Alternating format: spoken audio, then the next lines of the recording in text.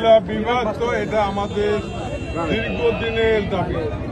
এটা আমাদের দেশনেত্রী বেগম খালেদা জিয়া 1993 সালে এই কুমিল্লাকে বিভাগ ঘোষণা করেছিলেন। তারপরে বিভিন্ন ধরনের কারণ অকারণে এটা আমরা করতে পারি নাই। বিভাগ এটা যেমন কুমিল্লা বিভাগ এটা প্রাণের দাবি, কুমিল্লা নামেই বিভাগ হবে।